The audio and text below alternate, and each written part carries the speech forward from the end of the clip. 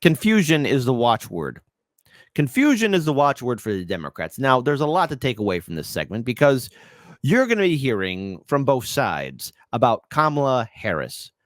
Should there be an open convention or should everyone just rally around her? Because as it stands, turns out Kamala has, as I've covered before, has earned most of the delegates that were for Joe Biden. Now, the thing is, the DNC chair and even Andrew Yang himself are making an open push or calling for open primaries. And the DNC so far remains quiet, silent. Now, first, I want to pull up this video here from Case Study QB, where you have the DNC chair discussing the nominee picking process, a virtual roll call, and was Biden bullied out of office. So first things first, let's get started with Case Study QB's video about, well, what's going on and the process in which the Democrats are going to, and again, pick their nominee. Timeline for a moment here. August 7th seems to be the date that she is going to be on or before officially nominated because of the Ohio ballot deadline situation there. What more can you tell us about how that's going to affect her VP pick and the timing of that? Yeah, so listen, we have developed this process is going to be fair, transparent, open, but it's going to be fast. And we have designed it to allow our nominees to really hit the measures and to hit the requirements that are necessary to be on the ballot in all 50 states. And in Ohio, in order to be on that ballot, you have to have not only a presidential nominee, but also a vice presidential nominee. And so it's going to be up to the eventual nominee to make that determination. But we have designed this process so that they have the sufficient time in order to select who that may be. So by the time the convention starts, you will have a presidential nominee and the vice presidential nominee. That's exactly right. Now, who's ever going to be the vice president is debatable. I mean, there's been talk about a lot of governors who will potentially be that pick. But what is rather depressing is that there's no aspect of the voters picking. You see, Democrats, this is your big awakening or final awakening moment. And those that choose not to wake up, well, then you deserve to be played like a puppet. The establishment is picking who the nominee will be. Now, it could be Kamala or it could be anybody else. And again, that's going to be one big open question. It looks like, and at least some key Democrat leaders, such as Chucky Boy Schumer and Hakeem Jeffries, have rallied around her banner, but there was no process. They just, hey, here's our nominee. So all this year, when people were waiting in line to vote for Biden, like the suckers they were, turns out you were irrelevant in the first place. And then on or before August 7th. Well, again, okay. We're going to give it up to the nominee to make a determination on, but we should, if we're going to be on all 50 ballots, then we definitely have to have all that done and locked up by August 7th. Let's talk about this virtual roll call that you guys are going to have, because as you know, there was this letter that was circulated by congressional Democrats when the idea was first floated for a virtual roll call to confirm her. Stifling debate and prematurely shutting down any possible change in the Democratic ticket through an unnecessary and unprecedented virtual roll call in the days ahead is a terrible idea. Again, that came from congressional Democrats. What do you say to those critics who are calling this a coronation, not so much an election? Well, listen. It is a coronation. It is a coronation. It is a coronation. What? I'm sorry. It is. Where's the voters at? You know, I've had a couple people say, this is really exciting. That oh, wow, we're going to see a whole new process. No, it's not exciting. It's what I've been telling you guys from the very beginning, especially you, vote blue no matter who. Your vote never mattered in any of the primaries. 2016, 2020, 2024. Anybody that's there is just an idiot that's showing up. I think we announced this process back in May, and we announced it because in Ohio, the Republicans were playing games in terms of ballot access for our nominee. And as the chief fiduciary for the Democratic Party, my goal and my responsibility is to make sure, unquestioned, that we are on the ballot in all 50 states. I'm not going to become the first chair that doesn't meet that requirement. Don't make yourself sound important, because you're not, okay? You will follow orders. And so that's why we moved this process up, so that we could hit that August 7th deadline. Jamie, 30 seconds here really quickly. Let's talk about what happened over the weekend with the former president being forced out, reportedly showing some polling that showed that he couldn't win. A lot of folks have said that President Biden was bullied out of office. What do you make of that? Well, listen, the president, we owe him a tremendous amount of gratitude. He's a good man. He's a decent man. Yeah. This is a good cover up, because you want to know what they're saying is, turns out we thought we could hide a decrepit, senile old goat, and you know what? It just didn't work. And you know what? Just to be clear here, because again, the convention can go one way or the other. It could go to all Kamala, and that could be it. She gets coordinated and becomes Queen Kamala. Well done, K-Have. K-Have. It happened. Or we see somebody else get picked. But the problem is, and this is a bigger thing, this has to deal with the people, how susceptible the U.S. citizen is to propaganda and accepting institutions. You know, the media, movies, TV, comic books, newspapers, novels. You know, we always talk about, you know, a populace that's self-aware against tyranny or corruption. But, you know, so many people are asleep. And it just impresses me now. I'm no longer disgusted. I'm just impressed at the amount of stupidity that a lot of liberals have towards the Democratic Party. I mean, this was heavy propaganda. They made you believe that a senile old man was competent enough to run the country, or at least a perception of him running the country.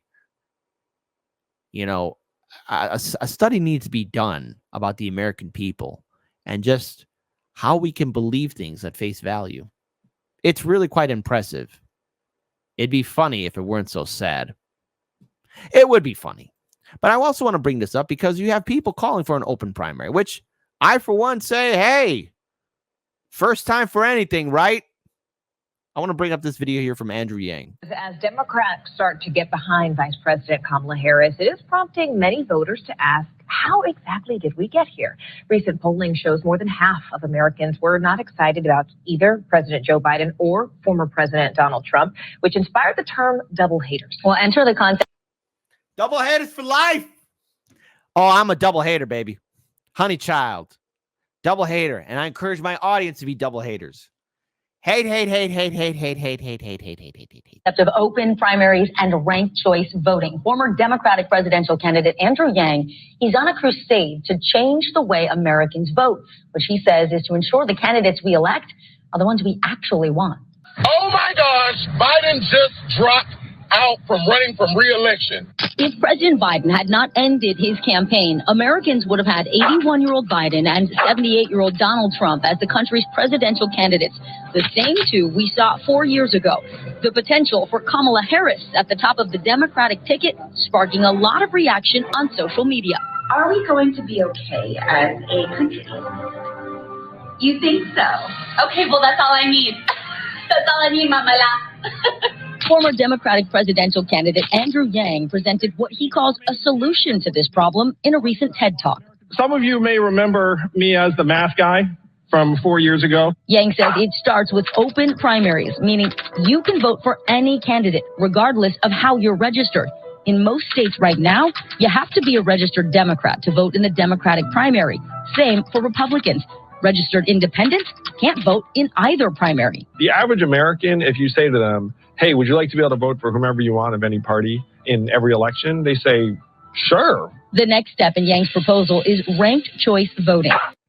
I like how they're pretending that this is brand new. You know, we've been talking about this for the past 7 years. It's so fascinating that the corporate media is actually even covering this. Well, yeah, these are all sounding like great ideas, Andrew Yang. Again, why are you wasting them on the Democratic Party? You know, as soon as they saw that piece of paper, you know what they did? They ripped it apart like Cersei Lannister did to Ned Stark. And yes, Ned Stark's an idiot. All the Starks are an idiot, from Jon Snow to all of them, okay? Robb, Sansa, Arya, they're all idiots. The Starks got what was coming to them. Okay, a little bit off topic here, but let's hear from the voters, the people, because it's the people that matter, right? It's the people that will be weighing in on overall what's going to be happening in this election cycle. And we need to hear from their perspective and their point of view and overall what they will be bringing to the table, because you have voters now, a lot of voters concerned about whether or not, well, they can actually, get excited to maybe vote for somebody like Kamala. And a lot of voters are not excited for Kamala Harris. A lot of voters are looking for maybe another option. And when you ask, again, voters in key battleground states, they're going to want to go for something that's going to be, well, more significant and make more of an impact in their lives. So let me go ahead and pull up this video here. And let's go ahead and hear from battleground voters. Shout out again to Case Study QB. Apologies for the delay. It wasn't loading up properly. So let's go and play this video. Swift reaction tonight in Pennsylvania after a major shift in the race to the White House. I was surprised because he said that he was staying in, and I was supporting him. The battleground state is critical, with 19 electoral votes up for grabs and polling already close. We spoke to 3 Democratic voters and 1 undecided. What went through your mind when you heard the president was not going to run? I almost felt relief because there's been so much back and forth. Just speaking to a lot of other Gen Z voters and a lot of other young people, I think for a long time we've been feeling a bit disenfranchised. Earlier this month, and now, look, what I want to tell these young voters is this, because this is going to be your first time being disappointed by politics. Well, first of all, welcome to the front line. Welcome to the trenches. And then second, don't ever assume for the fact that Kamala actually gives a damn about you. Okay? She called young people stupid. She doesn't give a damn about any of you. Just like any other politician, okay? Millennials, we learned this. Gen X, you guys should already know this lesson. And boomers, no need to repeat the lesson to you already, because we all know we're all getting screwed over. And I know there's a lot of people excited, like Kamala's in the race. Right now, you're in a honeymoon phase. Liberals, you're in a honeymoon phase because old man Biden's out. You got Kamala in. Yes, a woman. Yes, she's a black woman, or however she identifies as. I mean, she's Indian, black, whatever. She was that girl on the bus, whatever. The point is, you're in the honeymoon phase right now. Are you forgetting all the scandals surrounding her? Have you forgotten? Or do people really suffer that much from Trump derangement syndrome?